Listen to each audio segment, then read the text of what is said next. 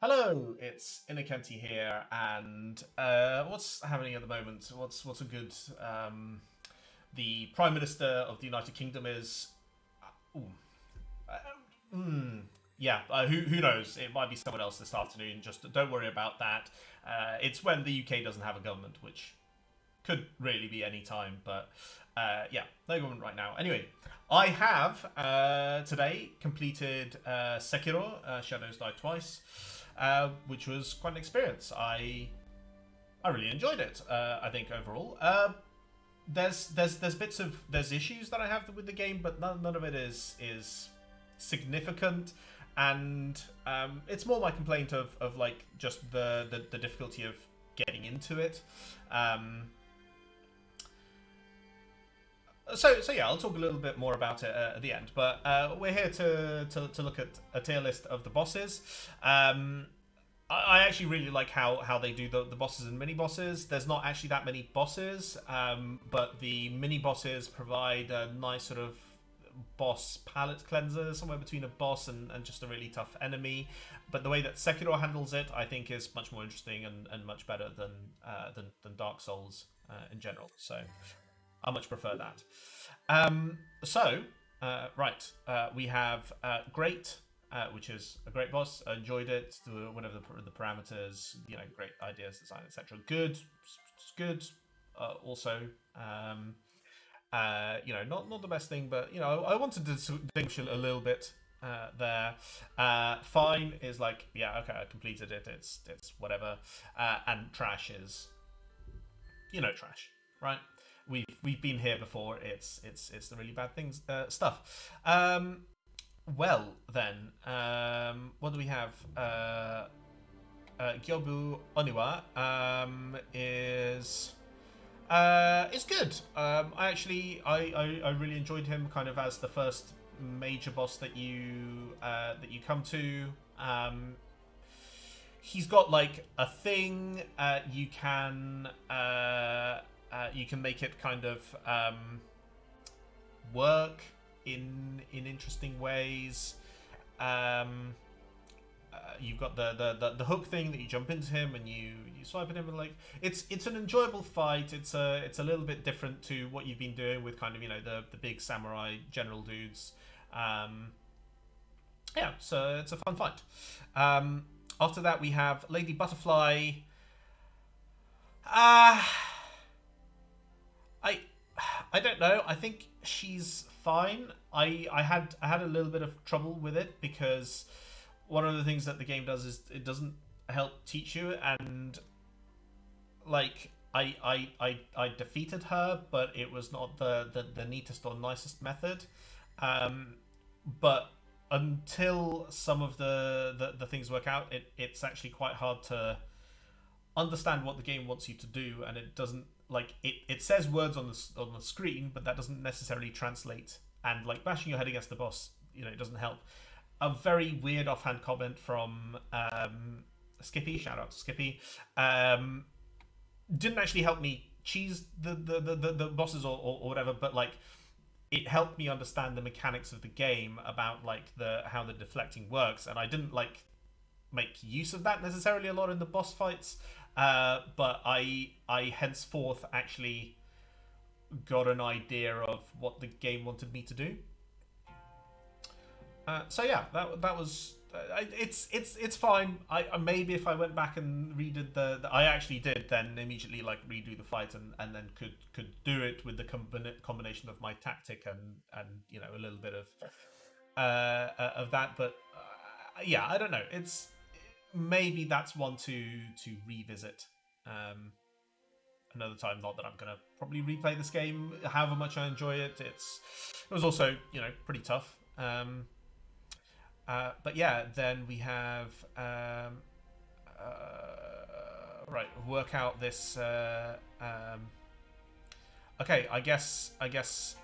Yeah, I mean, there's kind of the pre-fight with Genichiro, which you're supposed to lose, and obviously maybe if I were replaying this and understand it now, and the system like it would be fine, but like it's just there like it doesn't even rank, like it doesn't like it's fine, it's there, it's not I mean, yes, it is a boss fight, and when you understand the game and coming back to it, maybe, but I can't really rank it on my experience so far.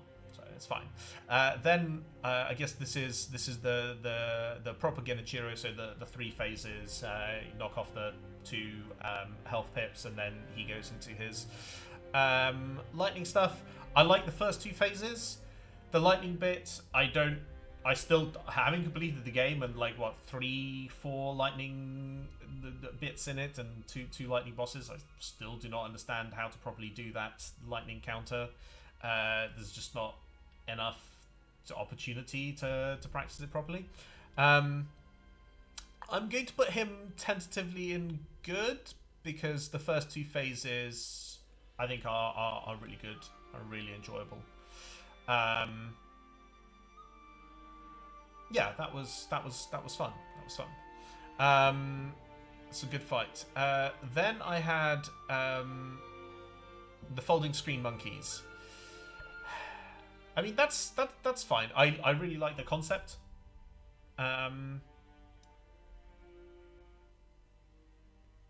That it's a concept boss fight, but it's a really fun one. I really enjoyed it as a palate cleanser at that time.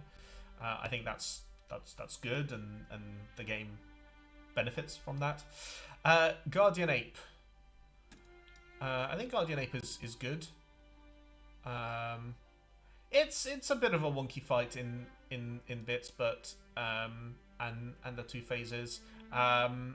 I really liked the headless ape, so with like the two apes and managing that, because I think that's what makes the Guardian Ape moveset really interesting, is then when you have kind of the two of them and both the versions at the same time, and therefore having to manage that.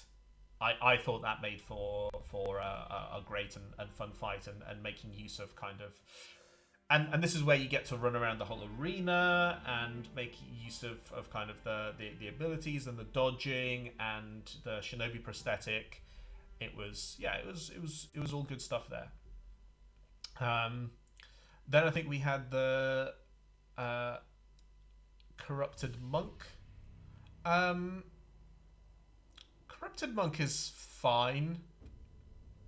I think just that one phase is fine. It might be at the bottom of good. I think it's fine, and I think it's probably there. Yeah. Okay. Then we come back and we have the Great Shinobi Owl. I think this is at the top of good, because is it great? Like, it's I really enjoyed that. There's a little bit that I don't like, which is his hip throwing the little ball that stops you healing, and if you don't get hit by that, he'll just keep on doing it through the fight. And if you learn how to dodge and avoid that, you just get free hits in, and it feels to cheapen the fight a little bit, but maybe not significantly. So I think we'll put it here in great. Then after that, I think we go to the True Monk. Yeah, that's a great fight. That probably actually goes to the top. That's 3 phases. They're quite similar, but you get that build of the movesets being added. There's a lot to read. You're trying to do vitality damage to then do more effective posture damage, and you're moving around a fairly interesting arena. I mean, that was also, I think, the point where I was also like really putting together kind of all of the different lessons from everything. So that's really good. Now this is split Old Dragons of the Tree and Divine Dragon. I mean, is this the trash? I mean, it's basically fine. Like you do a little puzzle thing. The Divine Dragon it's another concept one. I think it doesn't go at the end of good. I mean, I did enjoy that. It didn't take like it took a couple of goes just to understand what it was wanting you to do and dodge stuff out of the way. That's a good. It's somewhere here. I'm going to be generous and put it as good because I did very much enjoy it. And then we're very much coming into the end game, really, aren't we? So we have the Demon of Hatred, which I think is a pretty great fight. There's a few wobbly bits. I'm going to put it at the back that I'm not the biggest fan of. I hope the music isn't getting too much. Just put that down a bit. There's a few wobbly bits about it which I don't like, and I really could not nail down the dodge for the charge attack that he does, where you have to kind of jump sideways. It just absolutely did not click with me, and I feel like he suffers a little bit from the sort of weird attacks and hitboxes, and I mean that also like not in a way that benefits you. Not in a way that benefits the boss, but also benefits you. And like his foot stomp can be a little bit rough, and his facing and direction can be a little bit all over the place. But it's a fun fight. It's a good fight. It's very much it's 3 phases. Again, nice sort of build of the moves from there. You're just doing vitality damage, really, at least from what I was doing. But yeah, it's one that I did quite a lot of attempts at, but really enjoyed learning through that. And I'll come to talk about why that works for me and why I like that. And then we did Great Owl in the Hirata Estate. Fantastic fight. Again, I had to do that one quite a little bit and then come back to it and sort of do it in just a couple of goes after warm up. But really enjoyable to learn and understand that. And that is probably for me where all of the Sekiro elements actually really come together. And yeah, the game worked for me at that point, and learning and understanding what I could do and what abilities I could use and how I could fight and defeat the opponent within the game's kind of rule sets and parameters. That was really, really good. Then I guess we have, it's all really one fight, which is you start off with Genichiro in his final form, and then his finalist form, which is his granddad. Granddad? Uncle?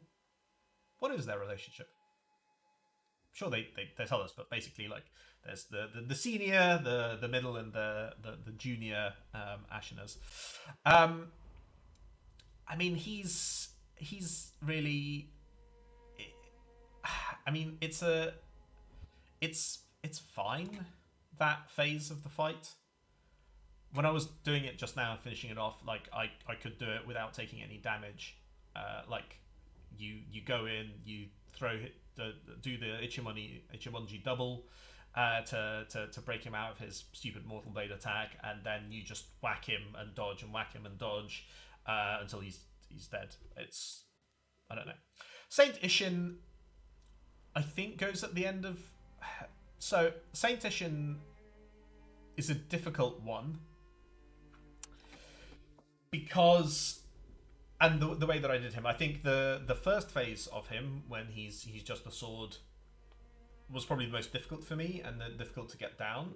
And you can learn it and understand it, and I think that's where you engage with the proper Sekiro mechanics, because you can really break his posture, and you can be really aggressive into him, and dodge the attacks and work that out and do the stuff.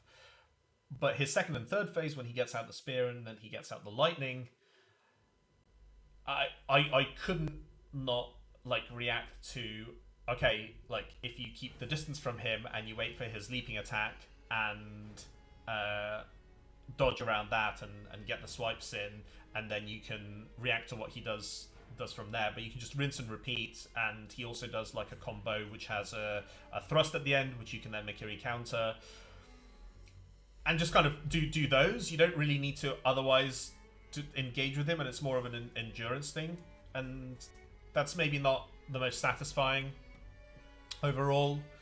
and then with the lightning stuff, like again, he uses the lightning two or three times in the fight, and you can just keep your distance because it's a big arena.